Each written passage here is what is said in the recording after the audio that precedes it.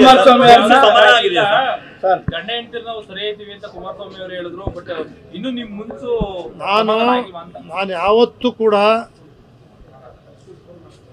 ನಾನು ಉತ್ತವನು, ನಾನು ಹಿಂದೆ ಬಿತ್ತವನು, ಕೋಪನೂ ಮಾಡ್ತಿದ್ದೆ ಹಳ್ಳಿಯವ್ರ ಥರನೇ.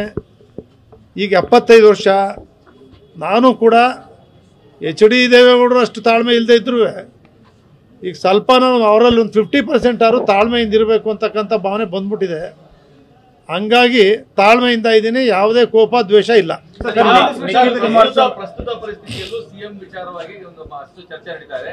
2028ಕ್ಕೆ ಯಾರು ಸಿಎಂ ಆಗ್ತೀವಿ ಅನ್ನೋ ಚರ್ಚೆ ನಡೀತಾರೆ. ಒಂದ್ ಕಡೆ ಕುಮಾರಸ್ವಾಮಿ ಅವರು, ಒಂದ್ ಕಡೆ ಸತೀಶ್ ಜಾರಕಿಹೊಳಿ ಎಲ್ಲ ಹೇಳ್ತಾ ಇದ್ದಾರೆ. GT ದೇವೇಗೌಡರು ಹೇಳಿದ್ರು ಬಾಯರ್ಕೆ ಸಿಎಂ ಆಯ್ತಾರೆ ಅನ್ನೋ ಒಂದು ಹಿರಿಯರನ್ನು ಕೇಳ್ತಾ ಇರೋದು, ಯಾರು ಸಿಎಂ ಆಗ್ಬೋದು ಅಂತ. ಈಗ ರಾಮಣ್ಣ, ನಾನು ಹೇಳಿದ್ದು ಯಾವ ಸಂದರ್ಭದಲ್ಲಿ, ಸಿದ್ದರಾಮಯ್ಯನವರು ಕಳೆದ ಕಾಂಗ್ರೆಸ್ ಸರ್ಕಾರದ ಸಂದರ್ಭದಲ್ಲಿ ದಡದಕಳ್ಳಿ ಶ್ರೀನಿವಾಸ್ ಕಲ್ಯಾಣಕ್ಕೆ ಬಂದಂಥ ಸಂದರ್ಭದಲ್ಲಿ ನೀವು ಮುಖ್ಯಮಂತ್ರಿ ಆಯ್ತಾರೆ ಅಂತ ಹೇಳಿ ಪುರೋಹಿತರ ಆಶೀರ್ವಾದ ಮಾಡಿದ್ರು. ಅದು ನೀವೆಲ್ಲ ಟಿ ವಿನಲ್ಲಿ ಹಾಕಿದ್ರಿ. ಕುಮಾರಸ್ವಾಮಿ ಅವರಿಗೆ ನಾನು ಕಲಾಮಂದಿರದಲ್ಲಿ ಪ್ರಥಮ ಬಾರಿಗೆ 2005-6ರಲ್ಲಿ ಕರ್ಕೊಂಬಂದು ಮುಖ್ಯಮಂತ್ರಿ ಆಗಬೇಕು ಅಂತ ಹೇಳಿದ್ದೆ. ಆದರು ಯಡಿಯೂರಪ್ಪನವ್ರಿಗೆ BJP ಏಕಾಏಕಿ ಸೇರಿದಾಗ ಟೌನ್ ಹಾಲಲ್ಲಿ 50,000 ಯಶವಂತ್ ಸಿನ್ಹಾ ಅವ್ರು ಬಂದಿದ್ದಾಗ ಯಡಿಯೂರಪ್ಪನವರೇ ಮುಖ್ಯಮಂತ್ರಿ ಅಂತ ಘೋಷಣೆ ಮಾಡಿದಾಗ BJP ಅವರು ಕೆಲವರು ಇವನು ಯಾರು ಹೇಳೋಕ್ಕೆ BJP ಬಂದ್ಬಿಟ್ಟು ಈಗಲೇ ಹೇಳ್ತಾನೆ ಅಂತ ಹೇಳಿದ್ರು.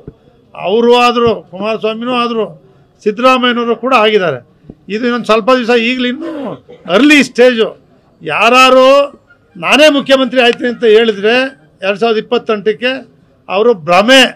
ಯಾವತ್ತೂ ಕೂಡ ಜನರು ತೀರ್ಪು ಏನು ಕೊಡ್ತಾರೆ, ಮೆಜಾರಿಟಿ ಬಂದ ಮೇಲೆ ಆ ಶಾಸಕರುಗಳು ಮುಖ್ಯಮಂತ್ರಿಗಳು ಮಾಡಬೇಕೇ ಹೊರತು ನಾನೇ ಮುಖ್ಯಮಂತ್ರಿ ಅಂತ ಯಾರೇ ಹೇಳಲಿ, ನಾನೇ ಹೇಳಲಿ, ಯಾರೇ ಹೇಳಿ, ಇದು ಯಾರಾದರೂ ಕೂಡ ಮುತ್ಸದ್ದಿಗಳು ಹೇಳ್ತಕ್ಕಂಥ ಮಾತುಗಳೆಲ್ಲ. ನಾನು ಈ ಸಂದರ್ಭದಲ್ಲಿ ಇಂಥವರೇ ಮುಖ್ಯಮಂತ್ರಿ ಆಯ್ತಾರೆ ಅಂತೇಳಿ ಹೇಳಲಿಕ್ಕಾಗೋದಿಲ್ಲ. ಮುಂದೆ ಪ್ರಾರಂಭ ಆದಮೇಲೆ ಹೇಳ್ತೀನಿ.